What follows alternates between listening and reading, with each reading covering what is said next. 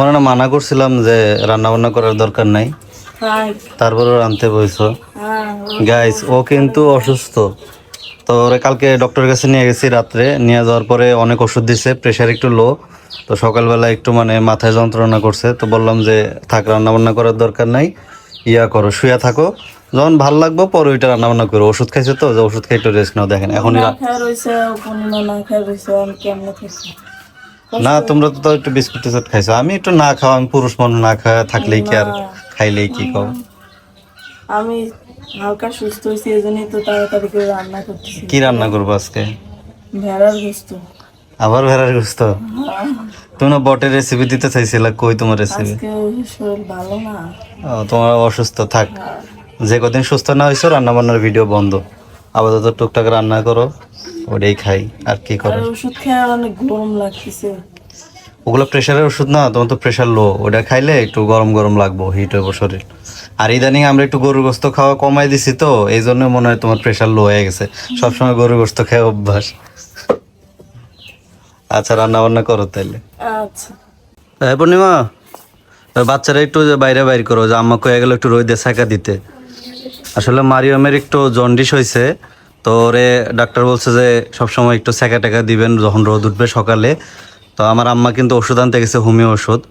তো দেখি ওষুধ খেয়ে কতটুকু কি হয়। মানে হালকা হালকা চোখ টোক একটু হলুদ, তারপরে মুখ হলুদ, হাতও হলুদ হয়ে গেছে, ঠিক না? ওর কারণ আছে, ও সারা দিন সারা রাত শুধু ঘুমায়, খালি ঘুমায়, এই কারণে ওরা এরকম হচ্ছে। তো ওরা একটু ওই যে রোদ উঠছে সকালে, রোদ ওটা একটু সেকা দাও। আর আম্মা হোমিও ওষুধ আনতে গেছে। অ্যালোপ্যাথি ডাক্তারের কাছে গেছি, ওনারা বলতেছে যে আসলে এটা নাকি কোনো ওষুধই নাই অ্যালোপ্যাথিতে জন্ডিসের। বাচ্চাদের, বড়দের আছে তবে বাচ্চাদের নাই। তো বলছে যে রোদ্রে সেকা দেন তাহলেই ঠিক হয়ে যাবে। তা এখন দেখি রোদ্রে সেকা দেখ।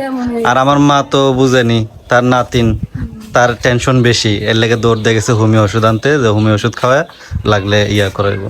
কি রোদে সেক দিতেছো? রোদে আনলা, রোদই গেল গা, মেঘলা হয়ে গেল গা এখন। ওই তাকাই না, হ, খালি ঘুমায়, খালি ঘুমায়, সকাল থেকে রাত পর্যন্ত খালি ঘুম। রাত্রে একটু জায়গা থাকে, একটু জ্বালায় টালায়, কিন্তু সারাটা দিন ঘুম পারে। মানে চোখ, ও মানে অন্য সব বাচ্চারা তো অনেক কান্নাকাটি করে একদম। হ্যাঁ, অত জ্বালায় না, মানে মানে সারাদিন তো ঘুম পারে, রাত্রে একটু টুকটাক জ্বালায় আর কি, এই পর্যন্ত। খুব অল্প জ্বালা, মনে হয় না যে বাসায় একটা বাচ্চা আছে। হম, এ বাতাস উঠছে তো, নাহলে ঘরে নিয়ে যাও। কি রোদ, রোদই তো নাই, আবার মেঘলা হয়ে গেল গা, রোদের কোনো ইয়া নাই। যাও ঘরে নিয়ে যাও, ঘরে নিয়ে যাও, শোয়া থুয়ে দাও। আর ফ্যানের পাওয়ার কমাই দিও, বুঝছো? আবার বুঝনে নিঃশ্বাস নিতে কষ্ট হয়, ছোট মানুষ না।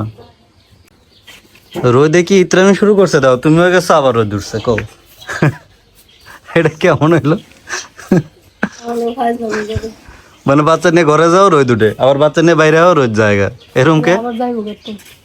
আর যতটুকু রোদ আছে সেকেন্ড রোদ, কি করবো কও? এই জন্ডিসের লেগে মনে এত ঘুম পারে, আমার কাছে মনে হয় যা। ওই যে আবার রোদ গেছে, দেখছো তুমি আইসা রোদ গেল। কাহিনী কি এরকম হইতেছে কে?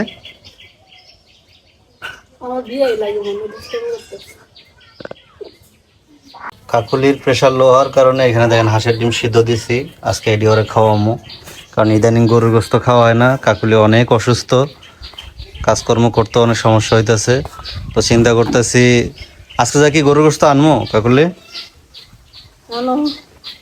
কারণ আমরা তো আগে গরুর গোস্ত বেশি খাইতাম, প্রেশার সবার হাই আছিল, গরুর গোস্ত খাওয়া কমিয়ে দিছি, প্রেশার লো হয়ে গেছে গা।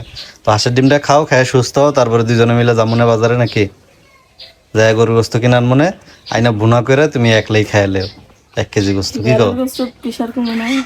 ভেড়ার গোস্ততে তো প্রেশার নাই তোমার। আমি কই তোমার ডাইল খাওয়া লাগবো বেশি বেশি, তারপরে হলো গিয়া গরুর গোস্ত খাওয়া লাগবো, হাঁসের ডিম খাওয়া লাগবো, হাঁস খাওয়া লাগবো, কবুতর খাওয়া লাগবো। আচ্ছা এই আজকে কি বার? আজকে কি বার? রবিবার। হে, শনিবার হইলে তাহলে হাট থেকে কবুতর এনে দিতে পারতাম। আর যাই হোক, ওই ডিম ডি খাও, দেখো কেমন হয় শরীর। ডিম ডুম বেশি বেশি খাও, দুধ খাও। দুধ ইয়া করছো না? এই যে দুধ, এগুলো কি আজকে দিয়ে গেছে? ঠান্ডা কিরকম? ফ্রিজে রেখে দিছে? সকালবেলা যায় না, এত ঠান্ডা? আমরা তো উঠতে 11টা বাজে। আমরা লেটে উঠি, তো এই জন্য মানে ফ্রিজে রাখছিল। আর এই আমাকে করে কিন্তু প্রত্যেকদিন দুধ দেওয়া যায়।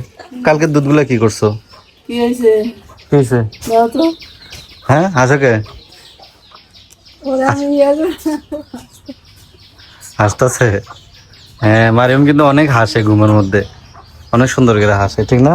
দেখলে ইয়া করো, তাহলে দুধও জাল দিয়ে একবারে খাইলেও, 1 গ্লাস দুধ আর 2টা ডিম খাইলেও, আর ওই যে পূর্ণিমার একটা ডিম দিও, আর ওইখানে হইলো গিয়া হাত মনে হয় লেগে আসতেছে, হাত দিয়ে যে কাম করবো এই করতেছে।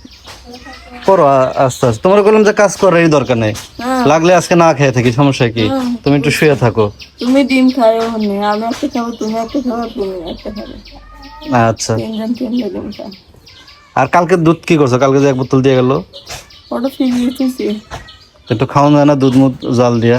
দুধ মা কাকুলি কিন্তু দুধ খাইতে চায় না, মানে দুধে ওর অ্যালার্জি, দুধের গন্ধ নাকি সহ্য হয় না, দুধ টুধ খাইতে চায় না। বন্ধু এমনি আবার ডিম খায়, হাঁসের ডিম, আবার মুরগির ডিম খাইতে চায় না। কোন মানে কত যে বাইসা গুইসা খায়, অবাক হয়ে যায়। মানুষ এত বাঁচে খাবার দাবার নিয়ে।